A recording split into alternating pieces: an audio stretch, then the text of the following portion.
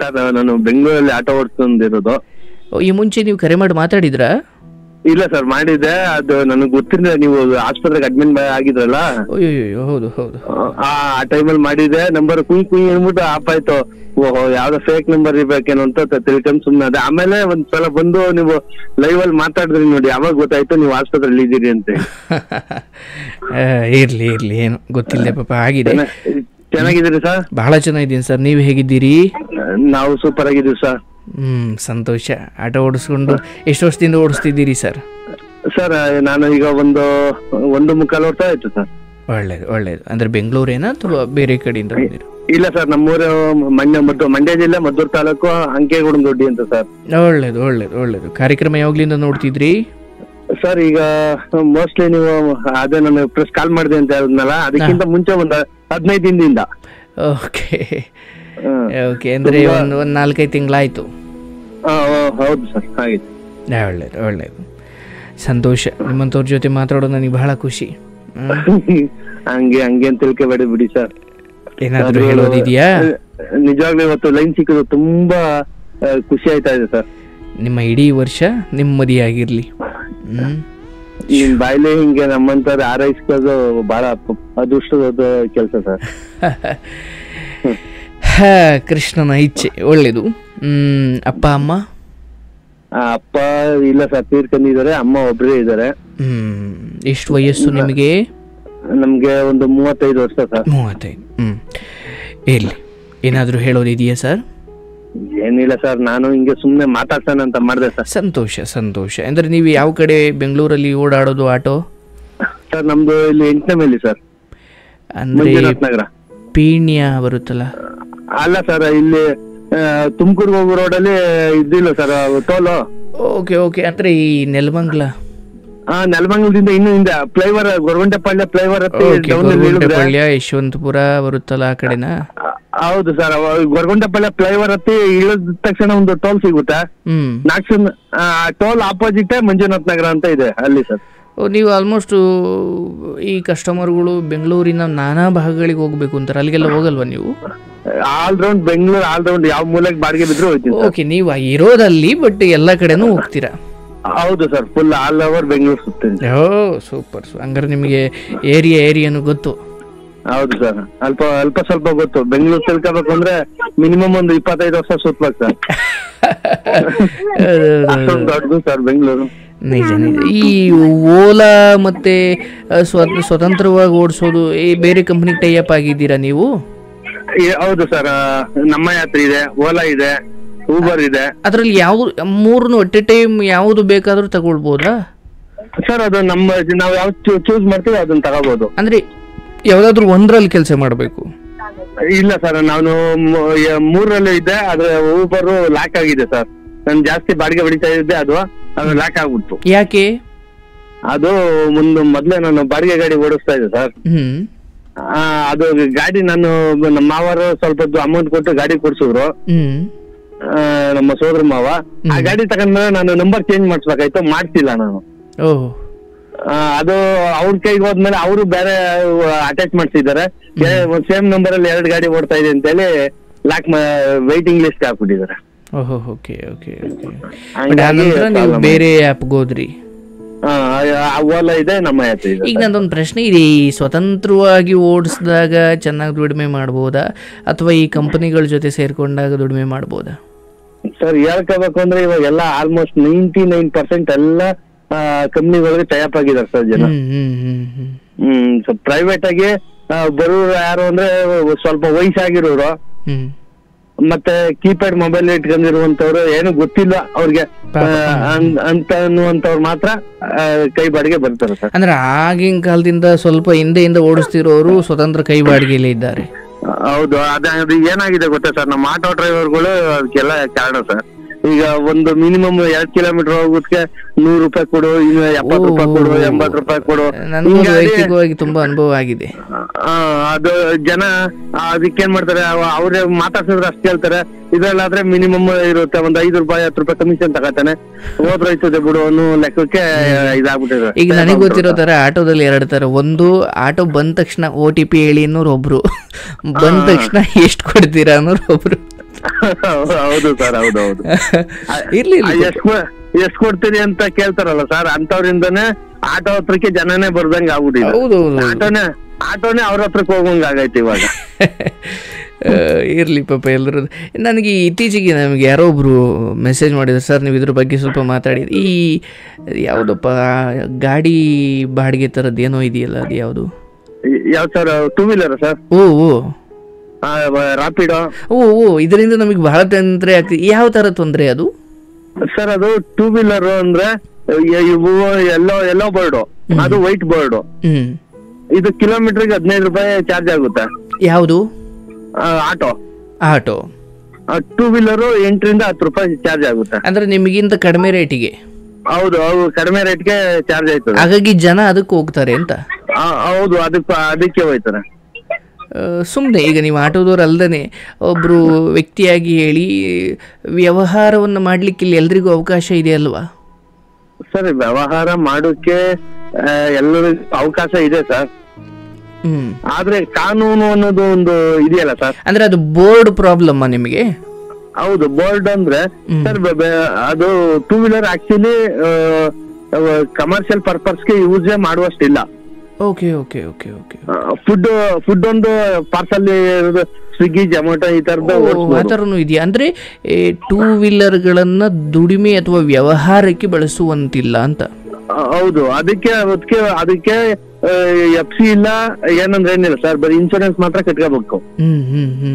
ಈ ನಮ್ ಗಾಡಿಗೆ FC ಇದೆ, ಇನ್ಶೂರೆನ್ಸ್ ಇದೆ. FC ಅಂದ್ರೆ ಸರ್? FC ಅಂದ್ರೆ ಏನ್ ಸರ್? FC ಅಂದ್ರೆ ವರ್ಷಕ್ಕೊಂದ್ಸಲ RTO ಮುಂದೆ ನಿಲ್ಸಿ ಗಾಡಿ ಚೆನ್ನಾಗಿದೆ, ಈ ಗಾಡಿ ರೋಡಲ್ಲಿ ಓಡೋಕೆ ಅರ್ಹತೆ ಇದೆ ಅಂತ ಹೇಳಿ ಸೈನ್ ಮಾಡಿಸ್ಬೇಕು. ಇಂಜಿನ್ ಅಥವಾ ಅವೆಲ್ಲ ಚೆಕ್ ಮಾಡ್ತಾರೆ? ಹೌದು, ಚೆಕ್ ಮಾಡ್ತಾರೆ. ಅದ್ರಲ್ಲೇನಾದ್ರು ಸ್ಮೋಕಿಂಗ್ ಏನಾದ್ರು ಜಾಸ್ತಿ ಬಂದ್ರೆ ಎಷ್ಟು ವರ್ಷಕ್ಕೆ ಸರ್? ಅದು ವರ್ಷಕ್ಕೆ 2,000 ರೂಪಾಯಿ ಖರ್ಚಾಯ್ತದೆ ಸರ್. 2,500. ಓಕೆ. ಇನ್ಸೂರೆನ್ಸ್ ಒಂದು ವರ್ಷಕ್ಕೆ 7,000 ಚಿಲ್ಲರೆ ಇದೆ ಸರ್. ಓಕೆ, ಬಟ್ ಆ ಇನ್ಶೂರೆನ್ಸ್ ಕಡೆ ಸಮಯದಲ್ಲಿ ನಿಮ್ಗೆ ವಾಪಸ್ ಬರುತ್ತಾ? ಇಲ್ಲ ಸರ್, ಬರಲ್ಲ. ಏನಾರ ಪ್ರಾಬ್ಲಮ್ ಆದ್ರೆ ಮಾತ್ರ ಕ್ಲಿಯರ್ ಮಾಡ್ಕೋಬಹುದು ಅಷ್ಟೇ. ಓಹೋ, ಅಂದ್ರೆ ಇನ್ಶೂರೆನ್ಸ್ ತಗೊಳ್ಬೇಕಂದ್ರೆ ಸಾಯ್ಲೇಬೇಕು?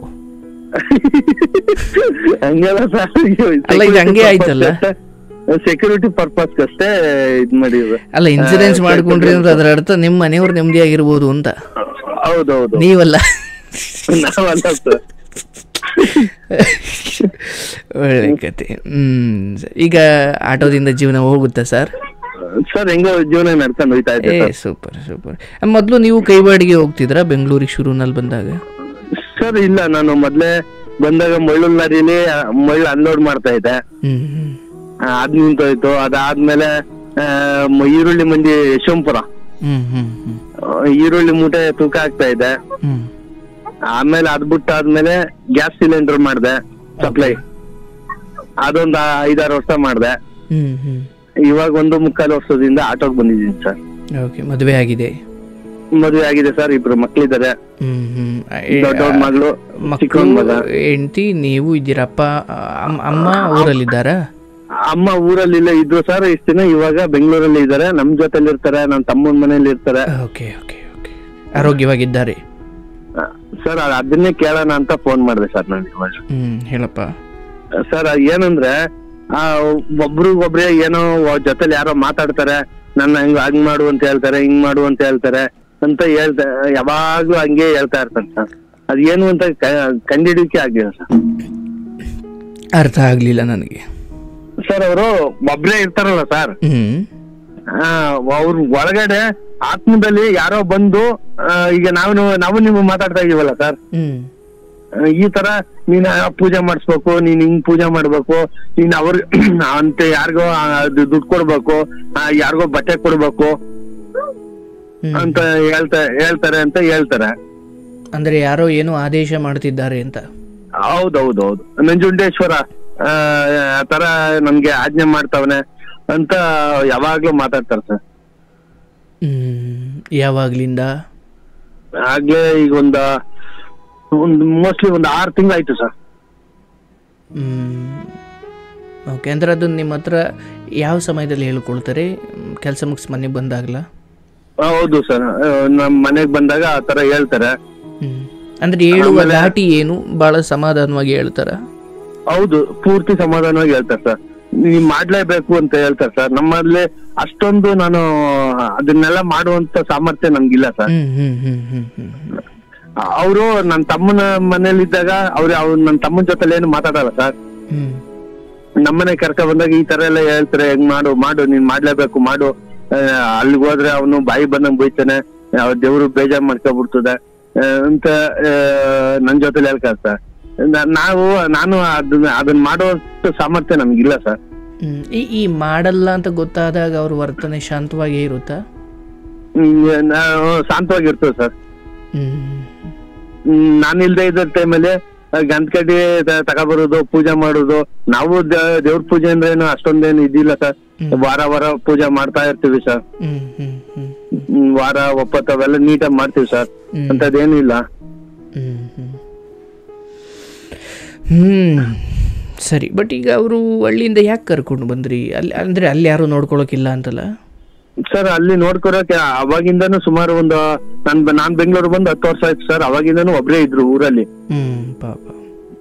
ಆಮೇಲೆ ಇವಾಗ ಅಲ್ಲಿ ಒಂದು ಮನೆಗೆ ಹೋದ್ ವರ್ಷ ಮುಹೂರ್ತ ಅಂತ ಹಾಕಿಸ್ತಾರೆ ಗೊತ್ತಾ ಸರ್?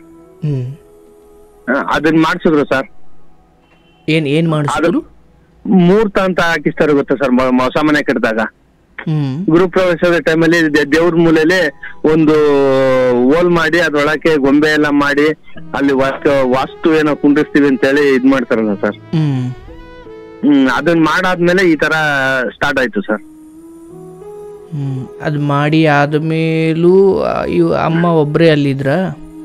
ಒಬ್ರೇ ಅಲ್ಲೇ ಇದ್ರು. ಅದೆಷ್ಟೋ ದಿನ 21 ದಿನ ಏನೋ 41 ದಿನ ಪೂಜೆ ಮಾಡ್ಬೇಕು ಅಂತೇಳಿ ಒಂದು ಮೂಲೆಯಲ್ಲಿ ಅದು ವಾಸ್ತು ಕುಂಡಿಸಿದ್ರಲ್ಲ ಸರ್.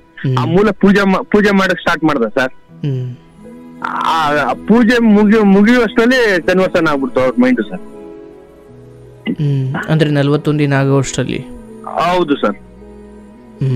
ಈ ಮಾಡಿದವರು ಯಾರು? ನಿಮ್ಮನೆ ಗೃಹ ಪ್ರವೇಶಕ್ಕೆ ಬಂದ್ ಪುರೋಹಿತರ? ಹೌದು, ಪುರೋಹಿತರು ಸರ್. ಆದ್ರೆ ನಾನು ಹೋಗಿನಿಲ್ಲ ಸರ್. ಅದು ಆಗೋಕ್ಕಿಂತ ಮುಂಚೆ ಹೆಂಗಾಗಿತ್ತು ಗೊತ್ತಾ ಸರ್? ನಮ್ಮವ್ವ ಊರಲ್ಲಿ ನನ್ ತಮ್ಮ ಅವನ್ ಬೇರೆ ಸಪರೇಟು, ನಮ್ ತಮ್ಮನೇನ್ರು ನಮ್ಮನೇಲಿ ಇದ್ರು. ಜಗಳ ಆಡ್ಕ ಬಂದು ನಮ್ಮವ್ವ ನಾನ್ ಮಾತಾಡ್ಸಿದ್ರೆ ನನ್ ಜೊತೆಲಿ ನಮ್ಮವ್ವ ಮಾತಾಡ್ತಾ ಇರ್ಲಿಲ್ಲ. ಇಲ್ಲ ನಮ್ಮವ್ವ ಚೆನ್ನಾಗಿದ್ದು ನನ್ ಮಾತಾಡ್ಸ್ದಾಗ ಅವಾಗ ನನ್ಗೇನೋ ಒಂಥರ ಆಗುದು. ಈ ತರ ಎಲ್ಲ ಏನೋ ಒಂಥರ ಇದಾಗ್ಬಿಟ್ಟಿತ್ತು ಸರ್. ಈಗ ಅಲ್ಲಿ ಊರಲ್ಲಿ ಮನೇಲಿ ಯಾರಿದ್ದಾರೆ? ಯಾರು ಇಲ್ಲ ಸರ್. ಮನೆ ಖಾಲಿ ಇದೆ ಸರ್. ಬೀಗ ಹಾಕ ಬಂದಿದೆ. ಇಬ್ರಲ್ಲಿ ಒಬ್ರು ಹೋಗಿ ಬದುಕ್ಬೋದಲ್ಲ ನೀವು ಸರ್? ಹೋಗ್ಬೋದು. ಆದ್ರೆ ಫ್ಯಾಮಿಲಿದು ನಮ್ಮ ಅವ್ವಂದು ನನ್ನ ತಮ್ಮಂದು ಒಂದ್ ಮೈಂಡ್ ಸರ್. ನಂದೇ ಒಂಥರ ಮೈಂಡ್ ಸರ್. ಸರ್ ಸರ್ ತಪ್ಪೋ ಸರಿನೋ ಅದನ್ನ ನೀವೇ ಇದ್ ಮಾಡಿ. ನನ್ನ ಮನ್ಸಲ್ಲಿ ಏನ್ ಅನಿಸ್ತದೆ, ನನ್ನ ಸ್ವತಂತ್ರವಾಗಿ ಬದುಕ್ಬೇಕು ಅಂತ ಅನಿಸ್ತಾ ಇದೆ. ನಾನು ಅದೇ ತರ ಬದುಕ್ತಾ ಇದ್ದೀನಿ ಸರ್. ಸ್ವತಂತ್ರವಾಗಿ ಅಂದ್ರೆ ಯಾರ ಹಂಗಿಲ್ಲ. ಯಾರ ಹತ್ರನೂ ನೀವು ಒಂದ್ ಅಕ್ಕಿ ಕೊಡಿ, ನೀವು ರಾಗಿ ಕೊಡಿ, ಆತರ ಏನು ನನ್ ಕೇಳುವಷ್ಟಿಲ್ಲ ಸರ್. ಬಟ್ ನೀವು ಇವತ್ತು ಬದುಕ್ತಾ ಇರೋದು ಹಂಗಿದೆ ಅಂತ ನಿಮ್ಮ ಅರ್ಥ? ಹೌದು ಸರ್. ನಾನು ಅದೇ ತರ ಬದುಕ್ಬೇಕು ಅಂತ ಆಸೆ ಸರ್ ನನ್ಗೆ. ಅಂದ್ರೆ ಊರ್ಗ್ ಹೋದ್ರಂಗ್ ಬದುಕೋ ಕಾಲ ಅಂತ? ಹೌದು ಸರ್. ಊರ್ಗ್ ಹೋದ್ರೆ ಏನಾಯ್ತದೆ ಗೊತ್ತಾ ಸರ್? ನನ್ ತಮ್ಮ ಬರ್ತಾನೆ, ನಮ್ಮ ಅವ್ವ ಬರ್ತಾರೆ, ನಮ್ಮ ಅಕ್ತಿರ್ ಬರ್ತಾರೆ ಸರ್. ಅವರು ಏನಾದ್ರು ಮೈಂಡ್ ಡೈವರ್ಷನ್ ಮಾಡ್ತಾ ಇರ್ತಾರೆ. ನನ್ಗೆ ಅದು ಇಷ್ಟ ಇಲ್ಲ ಸರ್. ಸ್ವತಂತ್ರವಾಗಿ ಬದುಕ್ಬೇಕು ಅಂತ ನನ್ನ ಆಸೆ ಸರ್, ಅಷ್ಟೇ. ಊರಲ್ಲಿರೋ ಮನೆ ಬಾಗ್ಲಾಕಿದ್ದೀರಾ? ಹೌದು ಸರ್. ದೀಪ ಹಚ್ಚಕ್ಕೂ ಯಾರು ಇಲ್ಲ ಅಲ್ಲಿ? ಯಾರು ಇಲ್ಲ ಸರ್.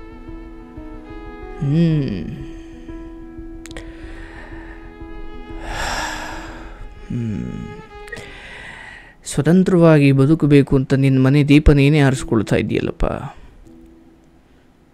ಏನಾಗಿದೆ ಸರ್? ಇರ್ಲಿ. ಈಗ ವಾರಕ್ಕೊಮ್ಮೆನಾದ್ರೂ ಹೋಗಿ ದೀಪ ಹಚ್ಚಿ ಬರೋದು ನಿನ್ನ ಸ್ವತಂತ್ರಕ್ಕೂ ಮೀರಿ ಒಬ್ಬ ಮನೆ ಮಗನಾಗದ್ ನಿನ್ನ ಕರ್ತವ್ಯ. ಹೌದು ಸರ್. ಹೌದಲ್ಲಪ್ಪ? ಇಬ್ರೊಳಗೊಬ್ರು ಹೊಂದಾಣಿಕೆಯಿಂದ ನಿಮ್ಮಿಬ್ಬರು ಅಂದರೆ ಸ್ವಗ್ರಾಮಕ್ಕೆ ಹೋಗ್ಲಿಕ್ಕೆ ಯಾವಾಗ ಆ ಮನೆಯ ಸಂತಾನಗಳು ಹಿಂದೆ ಮುಂದೆ ನೋಡ್ತವೆ, ಅದರ ಹೊಡೆತ ಯಾವುದೋ ರೂಪದಲ್ಲಿ ನಿಮ್ಮನ್ನು ಕಾಡೇ ಕಾಡುತ್ತೆ. ಅರ್ಥ ಆಯ್ತಲ್ಲಪ್ಪ? ಅದು ಅದು ಏನಂತ ಅದು ಏನಂದ್ರೆ ಸರ್, ಆ ಮನೆಗೆ ಕಟ್ಟಿದ್ದು ನಮ್ಮ ಅಪ್ಪನೇ ಸರ್. ಆಗ ಗಾರೆ ಎಲ್ಲ ಮಾಡ್ಸಿದ್ದು ನನ್ನ ತಮ್ಮ. ಈಗ ನೀವು ಎಲ್ಲಿಯವರೆಗೂ ಭಾಗ ಆಗೋದಿಲ್ಲ ಅಥವಾ ಎಲ್ಲಿಯವರೆಗೂ ಆ ಮಟ್ಟಿನ ಬೇರೆ ಬೇರೆ ಅನ್ನೋ ಬದುಕನ್ನು, ಅಂದರೆ ಇಲ್ಲಿ ನೀವು ಬೇರೆ ಬೇರೆ ಬದುಕ್ತಿದ್ದೀರಾ, ಬಟ್ ಊರಿಂದ್ರಿಂದ ಯೋಚನೆ ಮಾಡಿದ್ರೆ ನೀವಿನ್ನು ಆ ಮಟ್ಟಕ್ಕೆ ಬೇರ್ಪಟ್ಟಿಲ್ಲ. ಹೌದಲ್ಲಪ್ಪ? ಹೌದೌದು ಸರ್. ಹಾಗಿದ್ದಾಗ ನೀವಿನ್ನು ಒಂದಾಗಿದ್ದೀರಾ ಅಂತಲೇ ಅದರ ಅರ್ಥ. ಹೌದು ಸರ್. ನಿಮ್ಮ ಮನೆಯಲ್ಲಿ, ಅಂದರೆ ಯಾವ ಮನೆಯಲ್ಲಿ ನೀವು ಆಡಿ ಬೆಳೆದ್ರಿ ಅಥವಾ ನಿಮ್ಮ ಇಡೀ ಮನೆತನ ಎಲ್ಲಿ ಶುರುವಾಯಿತು, ಎಲ್ಲಿ ಮನೆ ಕಟ್ಟಿದ್ದೀರಿ, ನಾವಿಲ್ಲಿ ಬದುಕ್ತೀವಿ ಅಂತ ಗೃಹ ಪ್ರವೇಶದ ಸಮಯದಲ್ಲಿ, ಯಜ್ಞದ ಸಮಯದಲ್ಲಿ ಮಾತು ಕೊಟ್ಟಿದ್ದೀರಿ, ಅಲ್ಲಿ ದೀಪ ಹಚ್ಚಬೇಕು ಅಂತ ಮಾತು ಕೊಟ್ಟಿದ್ದೀರಿ. ಅಲ್ಲಿ ನೀವು ಅದನ್ನು ಒಂದು ರೀತಿಯಲ್ಲಿ ಪಾಳುಭೂಮಿ ಮಾಡಿದ್ದೀರಿ, ಮನೆಯೇನೋ ಕಟ್ಟಿದ್ದೀರಾ, ಅದರಲ್ಲಿ ಬೆಳೆ ಬೆಳೀತಾ ಇಲ್ಲ ಅಂದ್ರೆ ಅದನ್ನು ಪಾಳುಭೂಮಿ ಅಂತಲೇ ಕರೀತಾರೆ. ಹೌದಲ್ಲಪ್ಪ? ಹೌದು ಹೌದು ಸರ್. ಈಗ ನಿಮ್ಮ ಮನೆ ಒಂಟಿಯಾಗಿ ಇದ್ದಾಗ ಮನುಷ್ಯನಿಗೇನು ಭಯವಾಗುತ್ತೋ ಅಥವಾ ಮನುಷ್ಯನಿಗೇನು ನೋವಾಗುತ್ತೋ ಅಥವಾ ಮನುಷ್ಯನಿಗೇನು ಒಂಟಿತನದ ನೋವನ್ನು ಅವನು ವ್ಯಕ್ತಪಡಿಸ್ತಾನೋ, ಈ ಜಾಗಗಳಿಗೂ ಅದರದೇ ಆದ ಒಂದು ರೀತಿ ವ್ಯಕ್ತಪಡಿಸುವ ರೀತಿ ಇರುತ್ತೆ. ಹೌದು ಸರ್. ಅದು ಸ್ಮಶಾನವಾದರೂ, ದೇವಸ್ಥಾನವಾದರೂ ಅಥವಾ ಬದುಕುವ ಮನೆಯಾದರೂ. ಹಾಗಾಗಿ ಇದಕ್ಕೆ ಬೇರೇನೂ ಇಲ್ಲ. ನಿಮ್ಮ ಅಮ್ಮ ಈಗ ಏನು ಹೇಳುತ್ತಿದ್ದಾರೆ ಅಥವಾ ಅವರಿಗೇನು ಇದನ್ನು ಮಾಡ್ತಿದ್ದಾರೆ, ಅದು ಸೈಂಟಿಫಿಕಲ್ ವೈಜ್ಞಾನಿಕವಾಗಿ ಯೋಚನೆ ಮಾಡಿದಾಗ ನನಗೆ ವೈಯಕ್ತಿಕವಾಗಿ ಅಲ್ಲಿ ಯಾವುದೇ ಆಸ್ಪತ್ರೆಯ ವಿಚಾರ ಇಲ್ಲ ಅಂತ ಅನಿಸುತ್ತೆ. ಯಾವ ವ್ಯಕ್ತಿ ಆ ಗೃಹ ಪ್ರವೇಶದ ಸಮಯದಲ್ಲಿ ಏನೋ ಅಲ್ಲಿ ಇಟ್ಟು ಹೋಗಿದ್ದ ಅಥವಾ ಅಲ್ಲಿ ಏನೋ ಮಾಡಿ ಹೋಗಿದ್ದಾನೆ ಅಥವಾ ಏನು ಮನೆಯ ತಳಪಾಯ ಅಥವಾ ಮನೆಗೆ ಸಂಬಂಧಪಟ್ಟಂಗೆ ಏನು ಮಾಡಿಟ್ಟಿದ್ದೀರಿ, ಆ ವಾಸ್ತುವಿನ ವಿಚಾರವನ್ನು ಮಾಡಿದ ಆ ವ್ಯಕ್ತಿ ಬಾಯಿಂದಲೇ ನಿನ್ನ ಅಮ್ಮನಿಗೆ ಏನೋ ಒಂದು ಹೇಳಿಸ್ಬೇಕು. ಅರ್ಥ ಆಯ್ತಲ್ಲಪ್ಪ? ನೀವು ಅಂದರೆ ಕೆಲವು ವಿಚಾರಗಳನ್ನು ನೀವು ಒಬ್ಬ ಮಗನಾಗಿ ಅದು ಎಷ್ಟು ಹೇಳಿದ್ರೂ ನಿಮಗಿಂತ ವಯಸ್ಸಲ್ಲಿ ದೊಡ್ಡವರಾಗಿ, ಅನುಭವ ದೊಡ್ಡವರಾಗಿರೋ ಅವರಿಗೆ ನಿಮ್ಮ ಮಾತು ಹೋಗಲ್ಲ. ಶಂಕದಿಂದ ಬಂದ್ರೇನೆ ತೀರ್ಥ. ಹೌದೌದು ಸರ್. ಈ ಅನಿಸ್ತಾ ಇರೋ ವಿಚಾರಕ್ಕೆ ಆ ಜೋಯಿಷ್ರು ಏನೋ ಒಂದು ಕತೆ ಕಟ್ಟಿ ಆ ತಾಯಿಗೆ ಅರ್ಥವಾಗುವಂತೆ ಮತ್ತು ಆ ತಾಯಿಗೆ ಅಲ್ಲಿಗೆ ನಿವೃತ್ತಿ ಆಗುವಂತೆ ಮಾಡೋ ಶಕ್ತಿ ಅವ್ರಿಗೆ ಮಾತ್ರ ಇದೆ. ಅದು ಯಾವುದೋ ಯಂತ್ರದ್ದೋ ಮಂತ್ರದ್ದೋ ಅಲ್ಲ. ಈಗ ನಿಮ್ಗೇನೋ ತೀರಾ ಏನೋ ಕಾಯಿಲೆ ಬಂದುಬಿಟ್ಟಿದೆ, ನಾನು ನಿಮ್ಮ ಹತ್ರ ಬಂದು ಅದು ಎಷ್ಟು ಮಾತಾಡಿದ್ರು ಏನೋ ಯಾಕೋ ಗ್ಯಾಸ್ಟ್ರಿಕ್ಕೋ ಏನೋ ಎದೆ ನೋಯ್ತೈತೆ, ನೀವು ಅಂದ್ಕೊಳ್ತಿರೋ ಅಯ್ಯೋ ನನ್ನ ಹಾರ್ಟ್ ಏನೋ ಆಯ್ತೈತೆ, ನಾನು ಹಾರ್ಟ್ ಅಟ್ಯಾಕ್ ಆಗಿ ಸತ್ತೋಗ್ಬಿಡ್ತೀನಿ, ಏನೋ ಒಂದು ಭಯ ಇದೆ.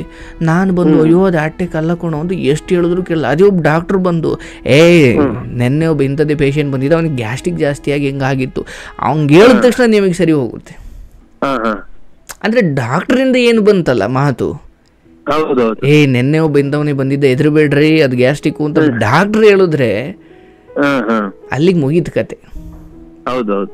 ಹಾಗೆ ನಿಮ್ಮ ತಾಯಿಗೆ ಸ್ವಲ್ಪ ಇನಿಷಿಯೇಟಿವ್ ತಗೊಳ್ಳಿ. ನೀವು ಸ್ವತಂತ್ರವಾಗಿ ಬದುಕಿ, ನಾನು ಬೇಡ ಅನ್ನಲ್ಲ, ಆದರೆ ಮಗನಾಗಿ ಚಿಕ್ಕವನು ಯಾಕೆ ಬಿಟ್ಟಿದ್ದಾನೋ ಅಥವಾ ತಾಯಿ ಆತನ ಜೊತೆ ಯಾಕೆ ಮಾತಾಡಲು ಗೊತ್ತಿಲ್ಲ. ನೀವು ಮಕ್ಕಳು ನೋಡ್ತಾ ಇದ್ದಾರೆ ನೀವು ಬದುಕೋ ರೀತಿನ, ನಾಳೆ ದಿನ ನೀವು ವಯಸ್ಸಾಗುತ್ತೆ, ನಿಮಗೂ ಕಾಲ ಬರುತ್ತಲ್ಲಪ್ಪ. ಹೌದೌದು. ಈಗ ಆ ತಾಯಿಗೆ ಏನೋ ಅನ್ನಿಸ್ತಾ ಇದೆ, ಹೇಳ್ತಾ ಇದ್ದಾರೆ, ಈ ಕೆಲವೊಂದು ಇಂಥ ಮಾನಸಿಕ ವಿಚಾರಗಳಿದ್ದಾವಲ್ಲ ಅವು ಮಣ್ಣಿಗೋದ ಮೇಲೆ ವಾಸಿ ಆಗೋದು. ಬಟ್ ಅದು ಸ್ವಲ್ಪ ಕಡಿಮೆ ಆಗಬೇಕಂದ್ರೆ ನೀನು ಅವರನ್ನು ಸಂಪರ್ಕಿಸ್ಬೇಕು. ಅದು ನಾನು ವೈಯಕ್ತಿಕವಾಗಿ ಹೇಳೋದಾದ್ರೆ ನಿನಗೆ ಅಲ್ಲಿ ಪರಿಹಾರ ಇದೆ ಅಥವಾ ಅಲ್ಲಿ ಸರಿ ಇದೆ. ಬಟ್ ಏನಾದರೂ ಮಾಡು, ನಿನ್ನ ಮನೆಯಲ್ಲಿ ನೆಮ್ಮದಿ ಇರಬೇಕು ಅಂದರೆ, ಸಂತೋಷ ಇರಬೇಕಂದ್ರೆ, ನಿನ್ನ ಹುಟ್ಟಿದ ಮನೆಯಲ್ಲಿ ನೀವು ಬೆಳೆದ ಅಥವಾ ನಿನ್ನ ಸ್ವಗ್ರಾಮ ಏನಿದೆ ಆ ಮನೆಯಲ್ಲಿ ದೀಪ ಹಚ್ಚಲಿಕ್ಕೆ ವಾರಕ್ಕೊಮ್ಮೆನಾದರೂ ಹೋಗಿ ಬಂದು ಮಾಮೂಲಿ ಮಾಡ್ತಾ ಇದೀವಿ ಸರ್. ಒಂದು ವಾರಕ್ಕೆ ಅಥವಾ 4 ದಿನಕ್ಕೆ 5 ದಿನಕ್ಕೆ ಒಂದು ವಾರಕ್ಕೆ ಹೋಗಿದ್ ಬರ್ತೀವಿ ಸರ್. ಸರಿ ಆಯಿತು, ಅದನ್ನು ಮಾಡಿ. ಆದರೆ ನಿಮ್ಮ ತಾಯಿ ವಿಚಾರದಲ್ಲಿ ಇದು ಇನ್ನೇನು ನೀವು ಪ್ರಶ್ನೆಗಳು ಹಾಕೊಳ್ಳೋದು ಹೋದಷ್ಟು ಅದು ಬರೀ ಪ್ರಶ್ನೆಗಳಾಗಿ ಉಳಿಯುತ್ತೆ, ಮತ್ತು ಅಲ್ಲಿ ಬೇರೆ ಬೇರೆ ಏನೇನೋ ಹುಟ್ಟುತ್ತ ಮೇಲೆ ಯಾವುದಕ್ಕೂ ಹೋಗಬೇಡಿ. ನಾನು ಹೇಳೋದು ನಿಮ್ಮ ತಾಯಿ ಇಷ್ಟು ದಿನ ಅಲ್ಲಿದ್ದರು ಮತ್ತು ಅವರು ಒಂದು ರೀತಿಯಲ್ಲಿ ದೈವ ಭಕ್ತಿ. ಈಗ ನಿಮ್ಮ ಈ ಅವಸರದ ಜೀವನಕ್ಕೆ ಆಕೆಗೆ ತಲೆಕೆಟ್ಟೋಗ್ಬಿಟ್ಟಿದೆ. ಹೌದಲ್ಲಪ್ಪ? ಹೌದೌದು. ಬೆಳಿಗ್ಗೆ ಹೋಗ್ತೀರಾ, ಸಂಜೆ ಬರ್ತೀರಾ, ದೇವ್ರ ದೀಪನೂ ಅವಸರವಾಗಿ ಹಚ್ಚುತ್ತೀರಾ. ಇದೆಲ್ಲ ಆಕೆಗೇನೋ ಒಂದು ಹೊಸದದು. ಸ್ವಲ್ಪ ಮೈಂಡ್ ಡಿಸ್ಟರ್ಬ್ ಆಗಿದೆ. ಅದರಿಂದ ನಿಮ್ಮ ಮನೆತನಕ್ಕೆ ಏನು ಅಥವಾ ಏನು ಅದು ಇನ್ನೇನೋ ಇರ್ಬೋದಾ ಏನೂ ಇಲ್ಲ. ಯಾರೋ ಆ ಜೋಯಿಶ್ರು ಅಂತಲೇ ಅಲ್ಲ, ಬಟ್ ಅಂಥವ್ರು ಯಾರ ಹತ್ರನೂ ಮಾವು ಹೆಂಗೆ ಬರುತ್ತಲ್ಲಮ್ಮ, ಅದು ಮೊನ್ನೆನೂ ಯಾರೋ ಬಂದಿದ್ದ, ಹಿಂಗೆ ಬಂದಾಗ ಸ್ವಲ್ಪ ಹೊತ್ತು ಕೂತು ಸಮಾಧಾನದಿಂದ ಧ್ಯಾನದಲ್ಲಿ ಕೂತು ಧ್ಯಾನ ಮಾಡಿದ್ರೆ, ಮಕ್ಕಳ ಜೊತೆ ಮಾತಾಡಿದ್ರೆ, ಹೊರಗಡೆ ಓಡಾಡಿಕೊಂಡು ಬಂದರೆ, ಮತ್ತು ವಾರಕ್ಕೊಮ್ಮೆ ಹೋಗಿ ಇಂಥ ದೇವ್ರಿಗೆ ದೀಪ ಹಚ್ಚಿದ್ರೆ ಇದೆಲ್ಲ ಸರಿ ಹೋಗುತ್ತೆ. ಹಂಗೆ ಧನಾತ್ಮಕವಾಗಿ ಅದು ಸರಿ ಹೋಗುವುದಕ್ಕೆ ಮಾರ್ಗವನ್ನು ಸುಮ್ಮನೆ ಆದರೂ ಸೂಚಿಸೋ ಒಬ್ಬ ವ್ಯಕ್ತಿ ಬೇಕಲ್ಲಿ. ಹೌದೌದು. ಆಗ ಮಾತ್ರ ಹೌದು ಅಂದ್ಕೊಂಡು ನೀವು ಸುಮ್ಮನೆ ಅಯ್ಯೋ ನೀವೇನೋ ಹೇಳ್ತೀಯ ಅಂದ್ರೆ, ಇಲ್ಲಪ್ಪ, ಕೆಲವೊಬ್ರು ನಾನು ನೋಡಿದ್ದೀನಿ ಹಂಗೆ ಯಾರೋ ಕೂಗ್ದಂಗೆ ಆಗೋದು, ಯಾರೋ ಕೇಳ್ದಂಗೆ ಆಗೋದು, ಯಾರೋ ನೇಣಾಕೊಂಡ್ರಂತೆ ನೇಣಾಕೊಂಡು ಸತ್ತಿರೋದು ನಾನು ನೋಡಿದ್ದೀನಿ. ಇವೆಲ್ಲವೂ ಮನೋರೋಗಗಳು. ಅದನ್ನು ನೀವು ಸೈಂಟಿಫಿಕ್ಕಾಗಿ ನೋಡ್ತಾ ಹೋದ್ರೆ ಅದನ್ನು ಮಾತ್ರೆ ಕೊಟ್ಟು ಅದನ್ನು ಸರಿ ಮಾಡ್ಲಿಕ್ಕೆ ಹೋಗಿ ಇನ್ನತ್ತು ರೋಗಗಳನ್ನು ತಂದು ಹಾಕೊಳ್ತಾರೆ. ಬಟ್ ಇವೆಲ್ಲ ಮನೋರೋಗಕ್ಕೆ ಮದ್ದಿಲ್ಲ. ಅವೆಲ್ಲ ಕೆಲವೊಮ್ಮೆ ಹಿರಿಯರ, ಬಲ್ಲವರ, ತಿಳಿದವರ ಒಂದು ಆನೆಯ ಮದ ಮಾವುತನಿಂದಲೇ ಸಾಧ್ಯ ಅದನ್ನು ಬಗ್ಗಿಸೋಕೆ. ಹೌದಲ್ಲಪ್ಪ? ಹೌದು ಸರ್. ಹಾಗಾಗಿ ಯಾರೋ ಒಬ್ರು ಇರ್ತಾರೆ, ಅವರನ್ನು ಸಂಪರ್ಕಿಸಿ ಹಿಂಗೆ. ಈಗ ನಾನು ನೋಡಿದ್ದೀನಿ, ನನ್ನ ಹತ್ರ ಬರೋ ನೂರಾರು ಕುಟುಂಬಗಳು ಅವರು ನಾನು ಹೇಳೋದಕ್ಕಿಂತ ಜಾಸ್ತಿನೇ ಅವ್ರ ಮನೇಲಿ ಹೇಳಿರ್ತಾರೆ. ಬಟ್ ನಾನು ಹೇಳಿದಾಗ ಅಲ್ಲಿ ಏನೋ ಒಂದು ಪ್ರಭಾವ ಬೀರುತ್ತೆ ಅಂತಾರೆ ಅವರು. ಹೌದು ಸರ್. ನಾನು ಹೇಳೋದಕ್ಕೇನು ಕಡಿಮೆ ಹೇಳಿರಲ್ಲ, ಎಲ್ಲ ಅದ್ಭುತವಾಗಿ ಹೇಳಿರ್ತಾರೆ. ಬಟ್ ಹೌದು ಸರ್, ಅದು ಅವರಿಂದ ಬಂದಾಗ ಅದು ಚಂದ ಅನಿಸುತ್ತೆ, ಅಥವಾ ಅದು ಓಹೋ ಅನ್ನೋ ಥರ ಕೆಲಸ ಮಾಡುತ್ತೆ. ಹಾಗಾಗಿ ಇಲ್ಲಿ ನಿಮ್ಮ ತಾಯಿ ವಿಚಾರದಲ್ಲಿ ಯಾವ ಭಯವೂ ಬೇಡ. ನೀವು ಊರಿಗೆ ಹೋದಾಗಲೆಲ್ಲ ಆಕೆಯನ್ನು ಕರ್ಕೊಂಡು ಹೋಗಿ ಊರನ್ನೆಲ್ಲ ಅಲ್ಲಿ ತೋಟಪಾಟ ಸುತ್ತಾಡಿಸಿ ಕರ್ಕೊಂಡು ಬನ್ನಿ. ಸ್ವಲ್ಪ ಪರಿಸರ ಬದಲಾಗ್ತಾ ಹೋದರೆ ಒಳಗಡೆ ಇದ್ದಿದ್ದ ಜೀವ ಅಲ್ಲ ಅದು, ಅಲ್ಲಿ ಓಡಾಡ್ಕೊಂಡು ಇದ್ದಿದ್ದ ಜೀವ. ಹೌದು ಸರ್. ಬೆಂಗಳೂರಲ್ಲಿ ತಂದು ಈ ಗೇಟ್ ದಾಟಿ ಆ ಕಡೆಗೆ ಹೋದ್ರೆ ಅಲ್ಲಿ ಯಾರು ನೋ ಪಾರ್ಕಿಂಗ್ ಅಂತ ಬೋರ್ಡ್ ಹಾಕ್ಯಾರಿ. ಹೌದು ಸರ್. ತೋಟಕ್ಕೋಂಗಿಲ್ಲ, ಹೊಸ ಗಾಳಿ ಇಲ್ಲ, ಹೊಸ ಜಾಗ ಇಲ್ಲ. ನಾವು ನೋಡಿನಪ್ಪ, ನಮ್ಮ ಅಜ್ಜಿ, ಎಸ್ಪೆಷಲಿ ನಮ್ಮ ತಾತ ಬಂದ್ರಂತೂ ಈ ರೆಸ್ಟ್ ರೂಮ್ಗೂ ಎಲ್ಲೋ ಬಯಲು, ಇಲ್ಲೆಲ್ಲ ಐತೆ ಬಯಲು ಅಂತ ಕೇಳ್ತತಿ. ಹೌದೌದು ಸರ್. ಕೆಲವರಿಗೆ ಹಂಗೆ ಹೊಂದ್ಕೊಳಕ್ಕಾಗಲ್ಲ. ಆಕೆ ವಿಚಾರದಲ್ಲಿ ಅದೇನು ದೊಡ್ಡ ಸಮಸ್ಯೆ ಅಲ್ಲ. ನೀವು ಆಗಾಗ ಹಳ್ಳಿಗೆ ಆಕೆಯನ್ನು ಕರ್ಕೊಂಡು ಬನ್ನಿ, ಏನು ತೊಂದರೆ ಇಲ್ಲ. ಅದ್ರ ವಿಚಾರವಾಗಿ ನೀವು ಅಯ್ಯೋ ಯಾಕೆ ಹಿಂಗೆ ಆಗ್ಬಿಡ್ತು, ಇದೇನು ಬಂದ ತಕ್ಷಣ ನಮ್ಮ ಅಮ್ಮ ಹೆಂಗೆ ತಲೆ ತಿಂತಾಳೆ, ಇಲ್ಲ. ಅದನ್ನು ನೀವು ಬಹಳ ಪ್ರೀತಿಯಿಂದ, ಈಗ ಯಾರೋ ಒಬ್ಬ ಈ ಹಣ್ಣು ತಿನ್ನಬೇಕಾದ್ರೆ ಅವ್ನಿಗೇನೋ ಹೊಟ್ಟೆ ಒಳಿಕೆ ಅಲ್ಲ, ನೀರು ಕುಡಿಬೇಕಾದ್ರೆ ಆ ನೀರು ಒಳಗಡೆನೆ ಒಂದು ಯಾವುದೋ ನೊಣ ಒಳಿಕೆ ಹೋದಂಗೆ ಅನ್ಸ್ಬಿಡ್ತಂತ ಅವನಿಗೆ. ಅಯ್ಯೋ ನೊಣ ಹೋಯ್ತು ಅಂತ ಕಿರ್ಚಾಡಕ್ಕೆ ಶುರು ಮಾಡಿದೆ. ಯಾವ ಮಟ್ಟಿಗೆ ಅಂದರೆ ನೋಡಿ ಹೃದಯಕ್ಕೆ ಹೋಯ್ತೈತಿ, ಅಯ್ಯೋ ಇಲ್ಲ ನೋಡು ಕಳ್ಳಿಗೆ ಹೋಯ್ತೈತಿ, ಯಪ್ಪ ಇಲ್ಲೆಲ್ಲ ಓಡಾಡ್ತೈತಿ, ಅಯ್ಯೋ ನನ್ನ ಒಳಗಡೆ ಹೆಂಗೆಂಗೋ ಆಯ್ತೈತಿ. ಅವನು ಯಾವಾಗ ನೀರಿನ ಜೊತೆ ಏನೂ ಹೋಗಿಲ್ಲ, ಬಟ್ ಅವನು ಅಂದ್ಕೊಂಡ ಒಳಗಡೆ ಏನೋ ಆದರೂ ಅವ್ನು ನೊಣನೇ ಓಡಾಡ್ತೈತಿ ಅಂದ್ಕೊಂಡ ಅವನು. ಹೌದೌದು. ಯಾವ ಡಾಕ್ಟ್ರಿಗೆ ಹೋದ್ರು ಇಲ್ಲಪ್ಪ ಅಂದರೂ ಎಷ್ಟು ಕೇಳ್ತಾ ಇಲ್ಲ. ಅದಕ್ಕೆ ಯಾರೋ ಒಬ್ಬರು ಮನೋವೈದ್ಯರ ಬಳಿ ಕರ್ಕೊಂಡು ಹೋಗಿ, ನೋಡಿ ಇವನು ಏನೋ ನೊಣ ಒಳಿಕೋಯ್ತು ಅಂತ ನಮಗೆಲ್ಲ ತೊಂದರೆ ಕೊಡ್ತಾವನು, ಏನು ಸ್ವಾಮಿ ಮಾಡೋದು, ಇದಕ್ಕೆ ಯಾವ ಮದ್ದೂ ಇಲ್ಲ, ಡಾಕ್ಟ್ರು ನೋಡ್ರಿ ಏನೂ ಇಲ್ಲ ಅಂತಾರೆ, ಇವ್ನು ನೋಡ್ರಿ ಒಳಗಡೆ ಏನೋ ಓಡಾಡ್ತೈತೆ ಅಂತಾನೆ, ಏನು ಸ್ವಾಮಿ. ಅವನೇ ಹೇಳ್ತಾನೆ, ಅವನು ಗಮನಿಸ್ತಾನೆ ಸುಮ್ಮನೆ. ಇವನು ಅಯ್ಯೋ ನೋಡು ನೋಣ ಇಲ್ಲಿ ಕಳ್ಳಿಗೋಯ್ತು, ಅಲ್ಲಿ ಹೃದಯಕ್ಕೆ ಬಂತು, ಅಯ್ಯೋ ಎದೆನೇರಕ್ಕೆ ಬಂತು. ಮನೋವೈದ್ಯ ಅವನು ಮೊದಲೇ, ಅವನಿಗೆ ಗೊತ್ತಾಯಿತು. ಯಾರು ಹೇಳಿದ್ದು ನೊಣ ಹೋಗಿಲ್ಲ ಅಂತ, ಹೋಗಿದ್ದೆ ಕಣ್ರಿ ಅಂದ ಅವನು. ಅಯ್ಯೋ ನೊಣ ನೋಡು ನಾನು ಹೇಳಿವಾ, ಈ ಡಾಕ್ಟ್ರಿಗೆ ಗೊತ್ತು ಒಳಗಡೆ ನೊಣ ಯಾರೋ ಒಬ್ಬ ಹೋಗೈತೆ ಅಂತ ಒಪ್ಕೊಂಡಲ್ಲ ಅಂತ ಅವನಿಗೆ ಖುಷಿ ಆಯಿತು. ಇದನ್ನು ಹೊರಗಡೆಗೆ ತೆಗಿಯೋದು ನನಗೆ ಗೊತ್ತು, ಅಲ್ಲಿ ಹೋಗಿಲ್ಲ ಅಂತ ಆ ಡಾಕ್ಟ್ರಿಗೂ ಗೊತ್ತು, ಬಟ್ ಇವನು ನೀನು ಹೇಳ್ತಿರೋದೇ ಸರಿ ಅಂತ ಮೊದಲು ಅವ್ರಿಗೆ ಹೇಳಬೇಕು. ಹೌದೌದು ಕಣಪ್ಪ ನೊಣ ಹೋಗೈತೆ ಅಂತ ಹೇಳಬೇಕು.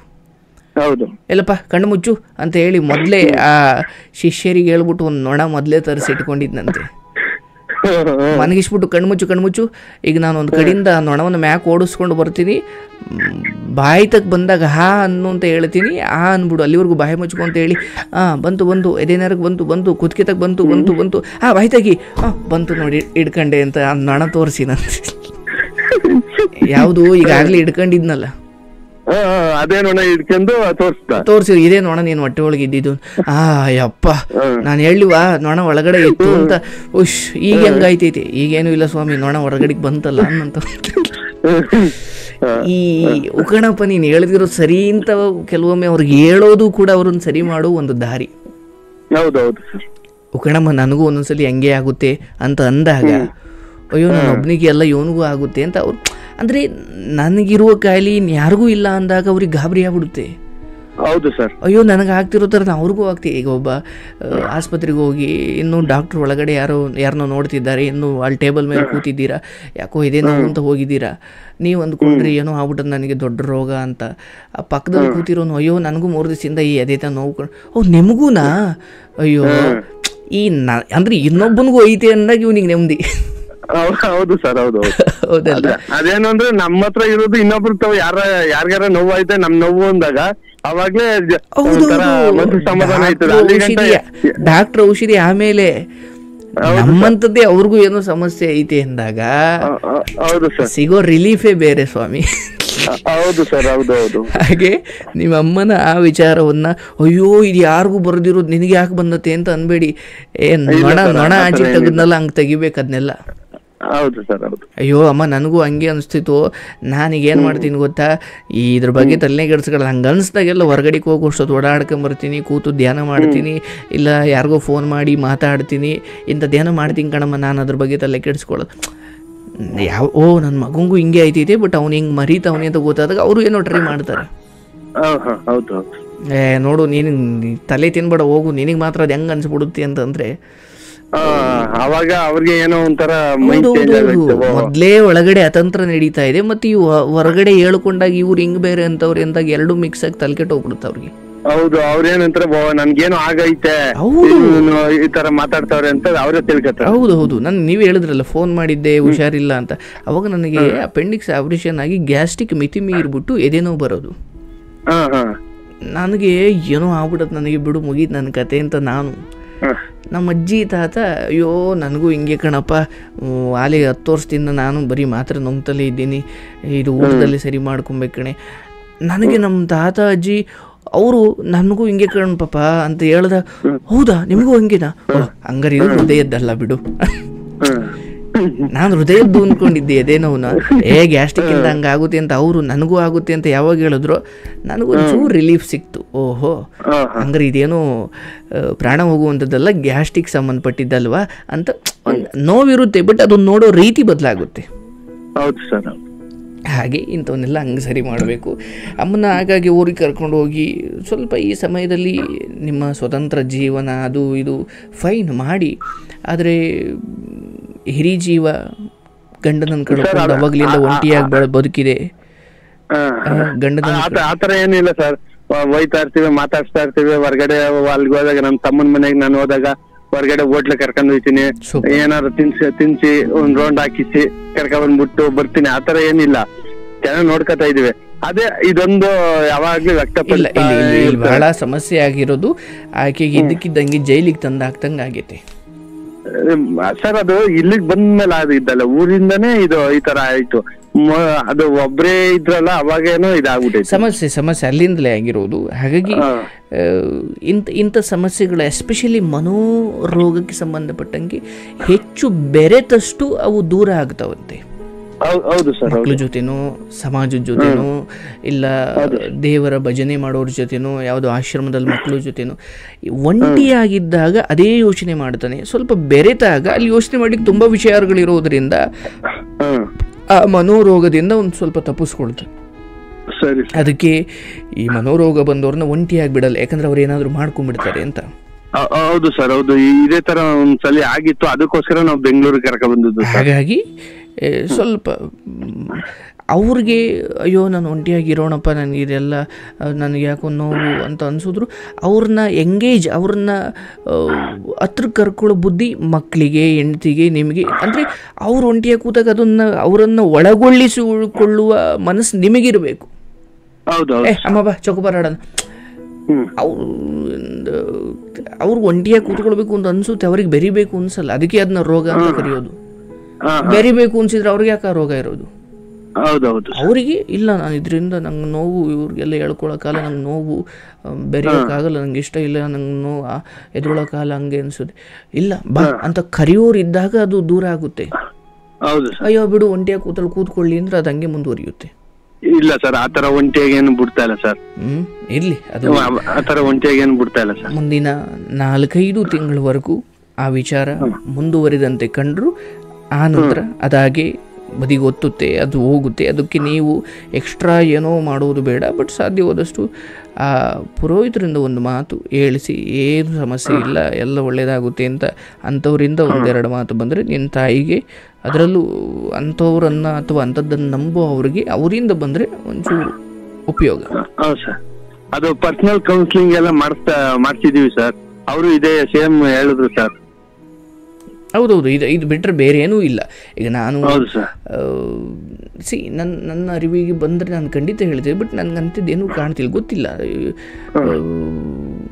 ಇಲ್ಲಿ ಅಂಥದ್ದೇನೂ ಸಮಸ್ಯೆ ಇದೆ ಅಂತ ನನಗನ್ಸಲ್ಲ. ಸೊ ಹಾಗಾಗಿ ಯಥಾವತ್ತು ಅದನ್ನು ಸ್ವಲ್ಪ ಬೆರೆಯೋಕೆ ಶುರು ಮಾಡಿಸಿ, ಅಂಥ ಯೋಚನೆಗಳು ಬಂದಾಗ ಯಾವುದು ಹರೇ ಕೃಷ್ಣನೋ, ಇನ್ಯಾವುದೋ ಮಂತ್ರನೋ, ಇನ್ಯಾವುದು ಈಗ ನೀವು ಕೇಳ್ತಾ ಇರೋ ಕಾರ್ಯಕ್ರಮ ಅವ್ರಿಗೂ ಕೇಳಲಿಕ್ಕೆ, ಯಾಕಂದರೆ ಇನ್ನೊಬ್ಬರು ಕಷ್ಟ ಕೇಳಲಿಕ್ಕೆ ಶುರು ಮಾಡಿದಾಗ ಅವ್ರ ಕಷ್ಟ ಅವ್ರಿಗೆ ಮರೆತು ಹೋಗುತ್ತೆ. ಹೌದೌದು ಸರ್. ನಾನು ತುಂಬ ಸರಿ ಸರ್, ನಮ್ಮ ಮನೇಲಿ ಒಬ್ಬರು ಹಿರಿಯರಿದ್ದಾರೆ, ಅವ್ರಿಗೆ ನಾನು ಇದನ್ನು ಹಾಕೊಡ್ತೀನಿ ಸರ್, ಮೊದಲು ಏನೇನೋ ಯೋಚನೆ ಮಾಡ್ಕೊಂಡು ಕೂತ್ಕೊಳ್ತಿದ್ರು, ಈಗ ಅವ್ರದ್ದೆಲ್ಲ ಕತೆ ಕೇಳ್ತಾರೆ. ನಾನು ಸಂಜೆ ಮನೆಗೆ ಬಂದಾಗ ಅಯ್ಯೋ ಒಂದು ಹೆಣ್ಮಗಳು ಕತೆ ಕೇಳಿದ್ರೆ ಏನು ಕಷ್ಟ ಗೊತ್ತಾ ಅಮ್ಮಂಗೆ, ಪಾಪ ತನ್ನ ಕಷ್ಟ ಮರೆತು ಇನ್ನೊಬ್ರು ಕಷ್ಟ ಹೇಳಲಿಕ್ಕೆ ಶುರು ಮಾಡ್ತಾರೆ ಅವರು. ಹಾಗಾಗಿ ಈ ಜನಗಳು ಮಾತಾಡೋ ಕಾರ್ಯಕ್ರಮ ಏನಿದೆ, ಪ್ರೀತಿ ಮಾತು, ಇವಾಗ ಮಾತಾಡ್ತಿದ್ದೀವಲ್ಲ, ಈ ಥರದ್ದು 100 ಹೆಣ್ಮಕ್ಳು ಕತೆಗಳಿದ್ದಾವೆ. ಅವ್ರನ್ನ ಅವ್ರ ಕಿವಿಗೆ ಬೀಳಿಸಿದ್ರೆ ಅವರು ನಿಧಾನಕ್ಕೆ ಇದನ್ನು ಮರಿತಾ ಹೋಗ್ತಾರೆ.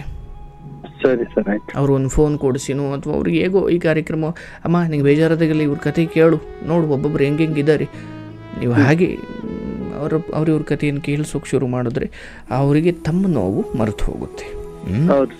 ಒಳ್ಳೇದಾಗಲಿ, ಇದ್ರ ಬಗ್ಗೆ ಏನು ಯೋಚನೆ ಬೇಡ, ಕಾಲಕ್ರಮೇಣ ಅದೇ ದೂರವಾಗುತ್ತೆ. ಸರ್ ನಾನು ಇನ್ನೊಂದು ಕೇಳ್ಬೇಕು ಸರ್ ನಿಮ್ಮ ಹತ್ರ. ಹೇಳಿ ಸರ್. ಸರ್ ನನ್ನ ಯಾಕೋ ನಮ್ದು ಜೀವನ ಒಂಥರ ಎಲ್ಲೋಯ್ತಾ ಇದೆ ಅಂತಾನೆ ಗೊತ್ತಾಯ್ತಲ್ಲ ಸರ್. ನಾವ್ ಎಷ್ಟ್ ಸಂಪಾದನೆ ಮಾಡಿದ್ರು, ನಾವ್ ಹೆಂಗ ಉಳಿಸಿಕೋಬೇಕು ಅಂತ ಏನೇ ಮಾಡಿದ್ರು ಯಾವ್ದಾದ್ರು ಒಂದ್ ರೂಪದಲ್ಲಿ ಹೊಂಟೋಯ್ತು ಸರ್. ನಮ್ ಕೈಗೆ ಏನು ಸಿಗ್ತಾ ಇಲ್ಲ ಸರ್. ಅಂದ್ರೆ ನೀವು ದುಡಿಮೆ ಬಗ್ಗೆ ಮಾತಾಡ್ತಿದ್ದೀರಾ? ಹೌದು ಸರ್, ಹೌದು. ಏನಾದ್ರು ಮಾಡಿ ಒಂದ್ ಸ್ವಲ್ಪ ದುಡ್ಡು ಇಟ್ಟಿರ್ತೀನಿ, ಅದಕ್ಕೆ ಏನಾದ್ರೂ ಒಂದು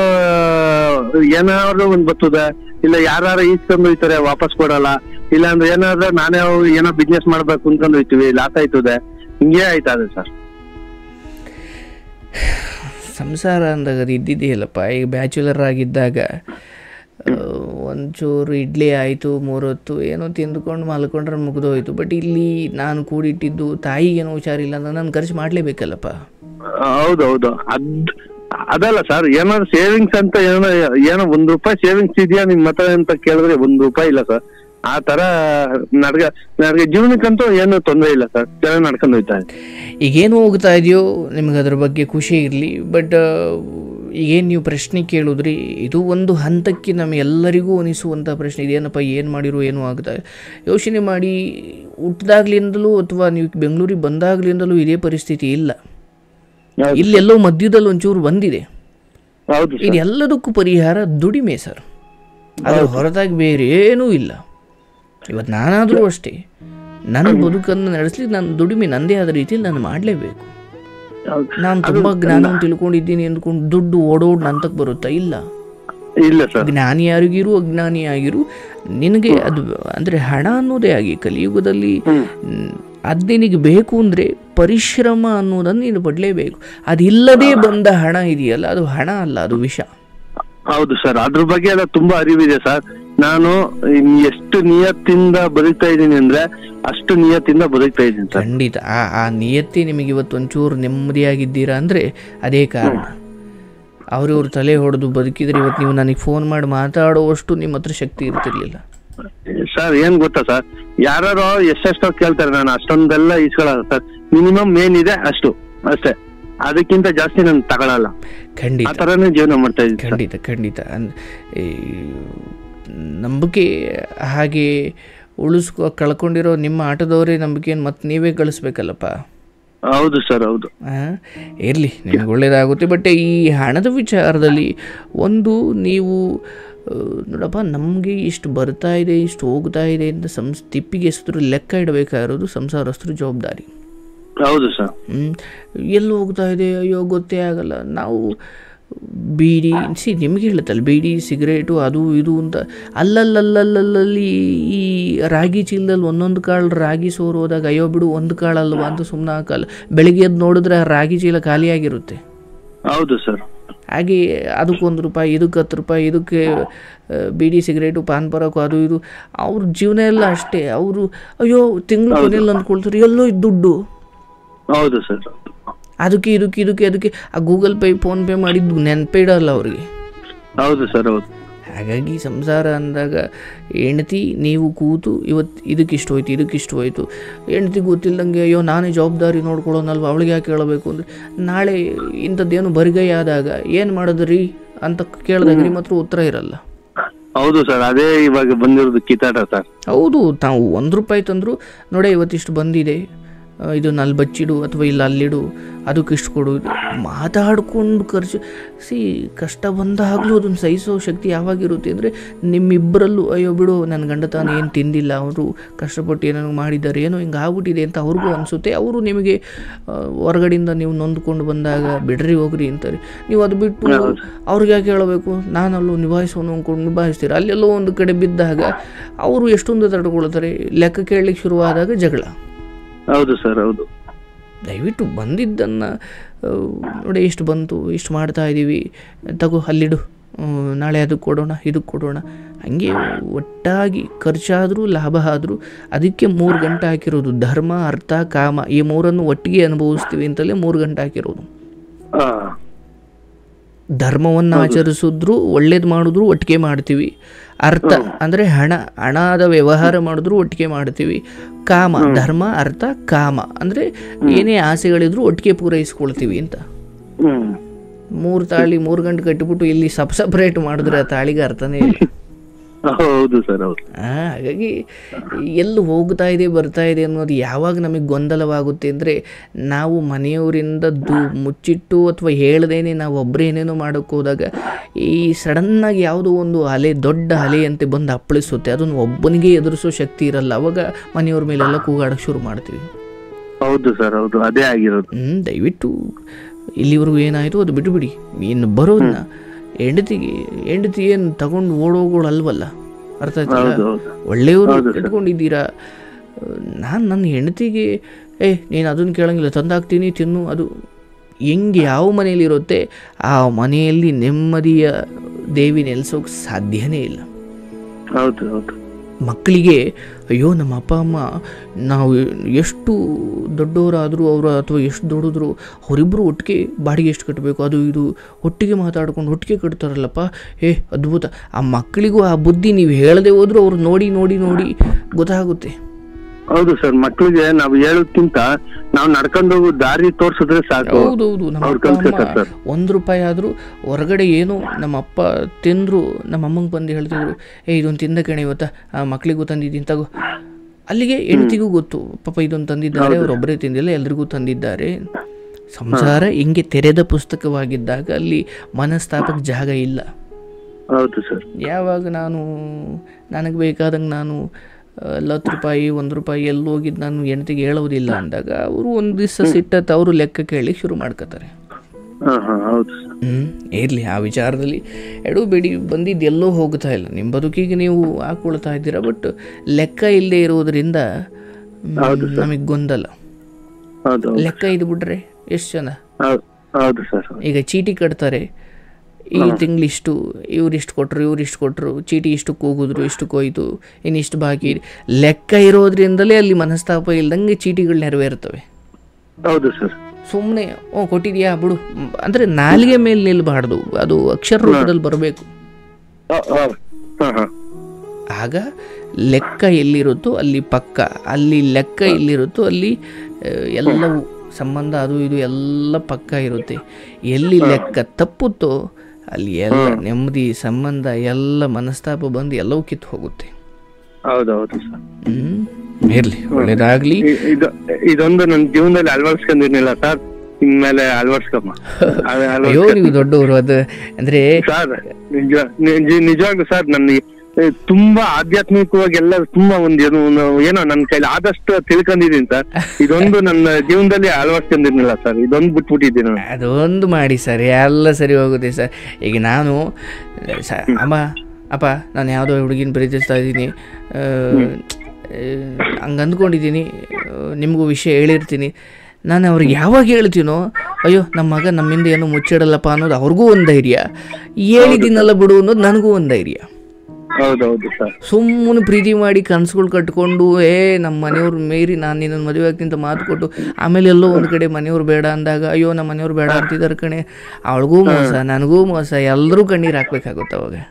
ಹೌದು ಹೌದು ಸರ್. ಹೌದು. ಹಾಗಾಗಿ ಬದುಕು ಈಗ ವ್ಯವಹಾರವನ್ನು ಹೊರಗಡೆಯವರಿಂದ ಮುಚ್ಚಿಡಿ, ಆದರೆ ಮನೆಯವರಿಂದ ಮುಚ್ಚಿಡ್ಲಿಕ್ಕೆ ಹೋಗಬೇಡಿ.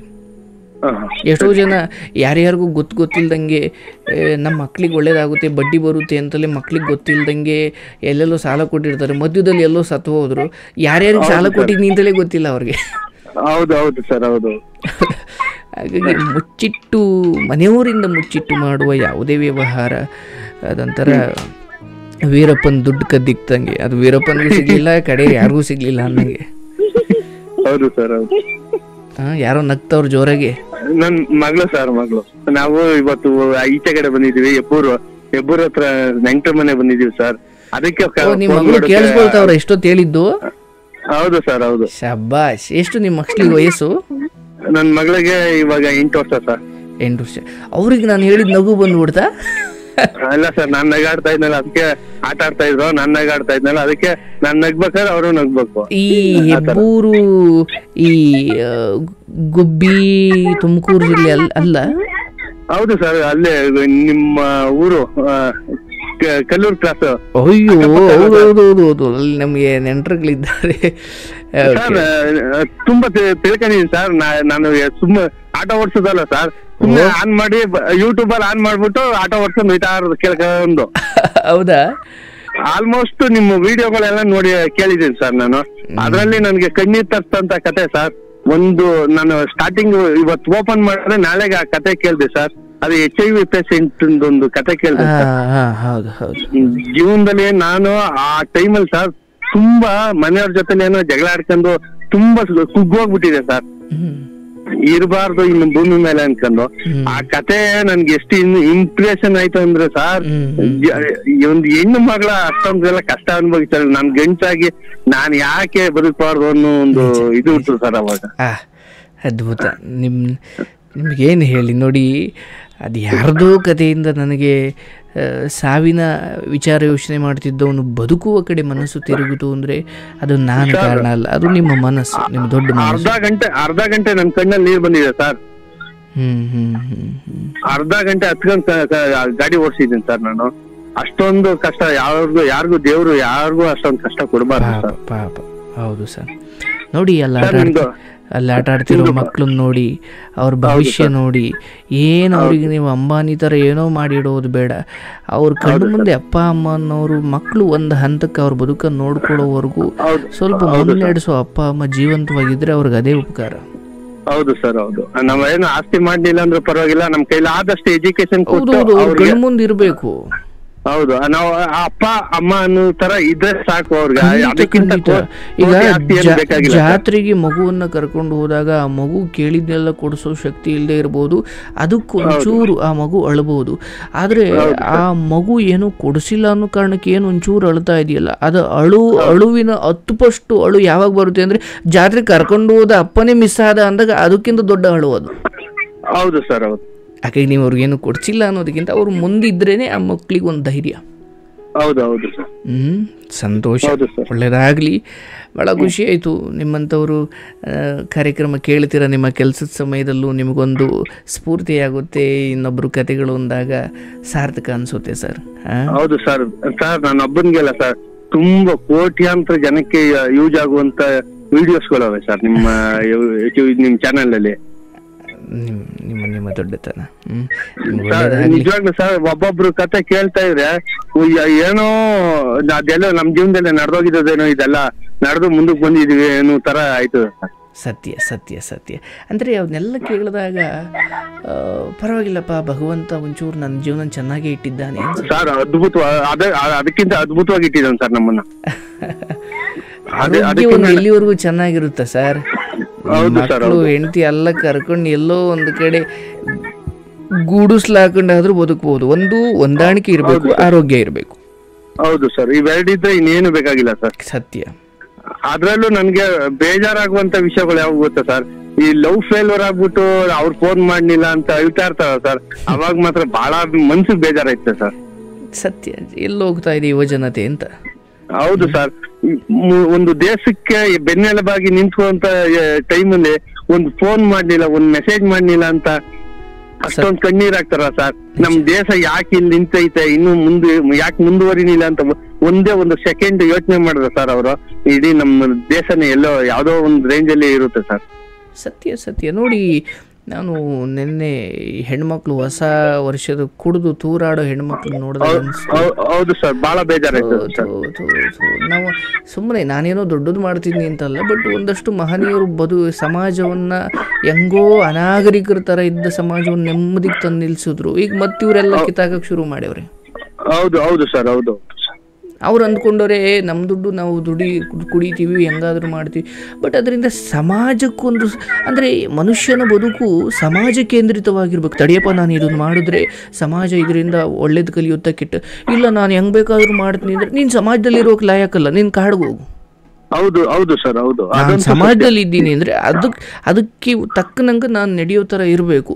ಇಲ್ಲ ನಾನು ಹೆಂಗೆ ಬೇಕಾದರೂ ಇರ್ತೀನಿ, ವೈಯಕ್ತಿಕವಾಗಿ ನನ್ನ ಧರ್ಮ, ಅದು ನನ್ನ ಹಕ್ಕು, ನಾನು ಕುಡ್ಕೊಂಡು ಬೀದಿಲೆಲ್ಲ ಓಡಾಡ್ತೀನಿ, ಸಿಕ್ಕದವ್ರನ್ನ ಹೆಣ್ಣನ್ನೆಲ್ಲ ಚುಡಾಯಿಸ್ತೀನಿ ಅಂದರೆ ನೋ. ಇಲ್ಲಿ ಒಬ್ಬನ ಈ ದುರ್ವರ್ತನೆ ಸಮಾಜಕ್ಕೆ ಅಥವಾ ಒಂದು ಇಡೀ ನಾಗರಿಕತೆಗೆ ಕೆಟ್ಟ ಅರ್ಥ ಕೊಡ್ತಾ ಇದೆ. ಮಕ್ಕಳು ನೋಡ್ತಾ ಇರೋರು, ಓಹೋ ಬೆಂಗಳೂರಲ್ಲಿ ಹೊಸ ವರ್ಷಕ್ಕೆ ಹೋದ್ರೆ ಈ ತರ ಎಲ್ಲ ಕೊಡೋದು ನಾವು, ಓ ಏನ್ ಮಜಾನಪ್ಪ ಅಂತ ಅನ್ಸಿದ್ರೆ ಮುಂದಿನ ವರ್ಷಕ್ಕೆ ಅವ್ರು ಕಾಯ್ತಾ ಇರ್ತಾರೆ. ಹೌದು ಸರ್. ಹೌದು. ಅವ್ರು ನೆಕ್ಸ್ಟ್ ವರ್ಷ ಜಾಯ್ನ್ ಆಯ್ತಾರೆ. ಹೌದು ಸರ್. ನನಗೆ ವಿಡಿಯೋಗಳು ಸಾಮಾಜಿಕ ಜಾಲತಾಣದಲ್ಲಿ ಬರ್ಲೇಬಾರ್ದು ಸರ್.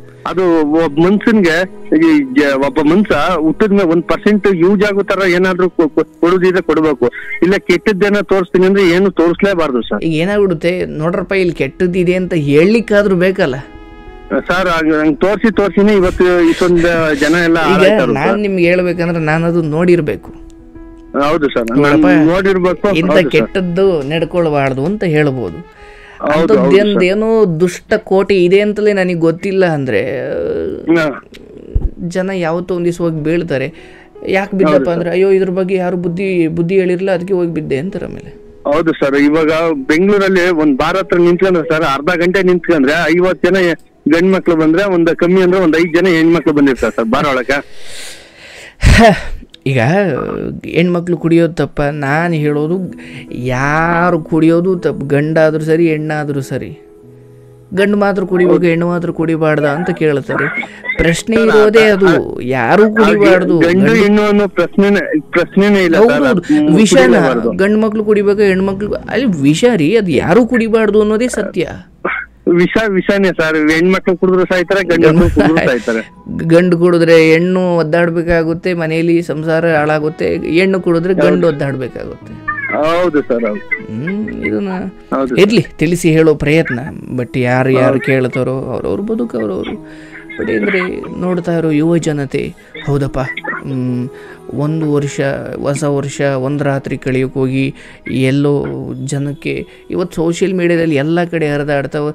ಇಡೀ ಜೀವನ ಪೂರ್ತಿ ಅವ್ರ ಮುಖ ಎತ್ಕೊಂಡು ಓಡಾಡ್ಲಿಕ್ಕೆ ಆಗಲ್ಲ. ಅಯ್ಯೋ ಆಗಲ್ಲ. 5 ಪೈ ಅದಕ್ಕೆ ಒಂದು ರಾತ್ರಿ ಸಂತೋಷ ಪಡ್ಕೊಳ್ಳಿಕ್ಕೆ ವಿಕೃತ ಹಾದಿಯನ್ನು ಹಿಡಿದು ಹೌದು ಸರ್, ಒಂದು ವರ್ಷದ ಜೀವನ ಎಲ್ಲ ಹಾಳು ಮಾಡ್ಕೊತಾರೆ. ಹೌದು ಹೌದು, ಆಗಬಾರ್ದು ಅಂತ. ಇರಲಿ, ಸಂತೋಷ, ಖುಷಿ ಆಯಿತು. ನಿಮ್ಮ ಈ ಆಟೋ ಪ್ರಯಾಣ ಅಥವಾ ಈ ಆಟೋ ಕೆಲಸ ನಿಮಗೆ ಮತ್ತಷ್ಟು ನೆಮ್ಮದಿ, ಸಂತೋಷ, ನಿಮ್ಮ ಸಂಸಾರಕ್ಕೆ ಬೇಕಾಗುವ ಎಲ್ಲವನ್ನು ಗಳಿಸಿಕೊಳ್ಳುವ ಶಕ್ತಿಯನ್ನು ಕೊಡಲಿ. ಹೆಂಡತಿ ಮಕ್ಕಳೊಂದಿಗೆ ತೆರೆದ ಪುಸ್ತಕದಂತಿರಿ, ಯಾವುದನ್ನು ಮುಚ್ಚಿಡಬೇಡಿ. ಯಾವುದಾದ್ರೂ ಚಿಕ್ಕ ಪುಟ್ಟ ದುಶ್ಚಟಗಳಿದ್ದರೆ ದಯವಿಟ್ಟು ತ್ಯಜಿಸಿಬಿಡಿ. ಯಾಕಂದರೆ ನಾವು ಮಧ್ಯವರ್ಗದವರು ಆ ದಿನ ದುಡಿಬೇಕು, ತಿನ್ನಬೇಕು, ಏನೋ ರೋಗ ಬಂದು ಮುಂದೆ ಇವತ್ತು ಪಾಂಪರಕ್ಕೂ ಅದು ಇದು ಹಾಕಿ ಇವತ್ತು ಬಿಸಿ ರಕ್ತ ಕಾಣಲ್ಲ, ನಾಳೆ ಒಂದು ದಿವಸ ಹೋಗಿ ವಯಸ್ಸಾದ ಕಾಲದಲ್ಲಿ ಮಲ್ಕೊಳ್ತೀನಿ. ನಾವು ಮಿಡಲ್ ಕ್ಲಾಸ್ ಅವರು ಮಕ್ಕಳಿಗೆ ಅವ್ರ ಬದುಕನ್ನು ಕಟ್ಕೊಳ್ಳೋದೇ ದೊಡ್ಡದು. ನಾವು ಇವತ್ತು ಮಾಡಿರೋ ತಪ್ಪಿಗೆ ಅವತ್ತು ರೋಗ ಬಂದು ಮಲ್ಕೊಂಡ್ರೆ ನಮ್ಮನ್ನು ತೋರ್ಸೋಕ್ಕೆ ಅವರೆಲ್ಲ ದುಡಿಮೆ ಖಾಲಿ ಆಗುತ್ತೆ. ಹೌದು ಹೌದು ಸರ್. ಹಾಗಾಗಿ ಸ್ವಲ್ಪ ಅದು ಇದು ಏನಾದರೂ ಇದ್ರೆ ಬಿಟ್ಬಿಡ್ಬೇಕು. ಅಯ್ಯೋ ಆಟೋ ಸರ್, ಆಟೋ ಓಡಿಸಿ ಬೇಜಾರು ಸರ್, ಅದಕ್ಕೆ ಒಂಚೂರು ಕುಡಿತೀನಿ ಅಂತ ವಿಷ ಕುಡಿದ್ರೆ ಬದುಕ್ತೀನಪ್ಪ ಸರ್? ಒಂಚೂರು ಕುಡಿದ್ರು ವಿಷಯನೇ, ಒಂದು ಕ್ವಾಟ ಕುಡಿದ್ರು ವಿಷಯನೇ ಸರ್. ವಿಷ ನಿಮ್ಮನ್ನು ಬೇಗ ಕೊಲ್ಲುತ್ತೆ, ಆದರೆ ಇದೆಯಲ್ಲ ಇನ್ಸ್ಟಾಲ್ಮೆಂಟಲ್ಲಿ ಕೊಲ್ಲುತ್ತೆ. ಹೌದು ಸರ್, ಹೌದು. ಶುಭವಾಗಲಿ, ಒಳ್ಳೇದಾಗ್ಲಿಪ್ಪ. ಬಹಳ ಖುಷಿ ಆಯಿತು. ಆಗ ಕರೆ ಮಾಡ್ತೀರಿ. Okay sir, okay sir.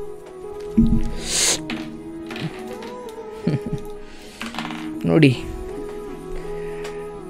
ತನ್ನ ತಾಯಿಯ ವಿಚಾರವಾಗಿ ಕಳಕಳಿ ಇದೆ ಪಾಪ. ಅಪರೂಪ. ಇರಲಿ, ನಿಮ್ಮ ಕುಟುಂಬ ನೆಮ್ಮದಿಯಾಗಿರಲಿ, ನಿಮ್ಮ ದುಡಿಮೆ ಹೆಚ್ಚಾಗಿ,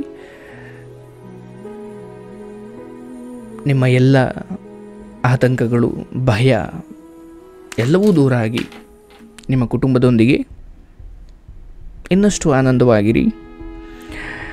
ಆದರೆ ನೀವು ಆನಂದವಾಗಿರಬೇಕಂದ್ರೆ ನಿಮಗೆ ದುಡಿಮೆ ಹೆಚ್ಚಾಗಲೇಬೇಕು ಅಂತೇನಿಲ್ಲ. ನೀವು ಬದುಕಿದ್ದೀರಿ, ಆನಂದವಾಗಿರಿ.